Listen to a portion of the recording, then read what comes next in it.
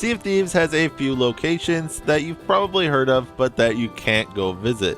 And that's because some locations in the world require you to have completed very specific things in order to access them, or they are locked behind progression-based milestones. Today, we're going to be talking about 4 of those places. I'm sure some of you have wondered about this massive island way up in the northeast corner of the map. You've probably tried to sail there and realized that you can't possibly get there no matter how hard you try, because you'll end up in the Red Sea, which will eventually just completely sink your ship. This is Shores of Gold. You actually can travel here, but you will have to have a special item that you can only acquire by starting the Shores of Gold Talltail. This item is the Shroud Breaker. You can get it by heading to Morrow's Peak and interacting with this book on this wagon in front of the tavern. This will start the Talltail. After the NPC's dialogue completes, the item will show up on your ship automatically and be strapped to the beam next to your wheel. And as long as you have this Talltail open and you have the Shroud Breaker, you can sail right through the Red Sea and go to the island. This item is specifically for the Talltail, and other than that, there's not really a whole lot here, but it is one of the biggest islands in the entire game, and the Talltail is pretty cool, so I think it's worth checking out.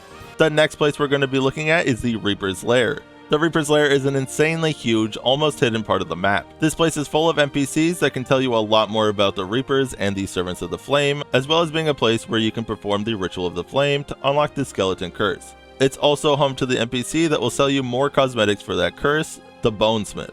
This place is awesome, but it's also quite a challenge to reach the required criteria for going here. If you're going to want to explore this place for yourself, you're going to need to do some grinding and reach Reaper's rep level 75, followed by hitting rep level 100 in the Servants of the Flame. Getting this level up is a lot more of a challenge, as you can only raise this by fighting other crews in the Hourglass mode.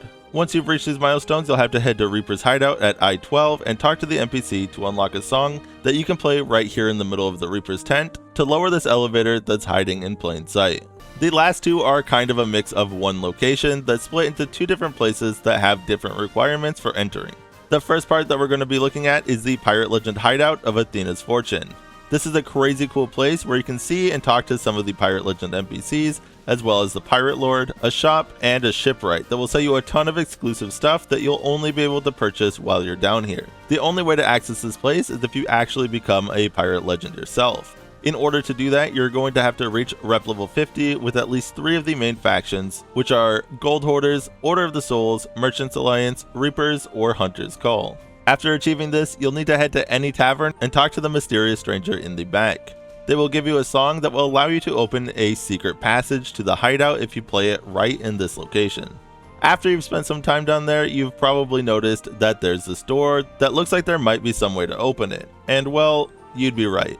This is the 4th location on this list, and I'll call it the Extended Athena's Fortune. In order to be able to open this one, there is a much more daunting task to complete. You'll have to reach level 100 with the PvP faction Guardians of the Fortune. Once you reach level 100 in this faction, you'll be able to talk to the Pirate Lord at his desk and he'll open that door for you. Once you're in there, you'll be able to find a lot of things that are very similar to the Reaper's Lair, but like the good guy equivalent. A bunch of lore-friendly NPCs that can tell you more about the ongoing battle between them, and a few notable NPCs.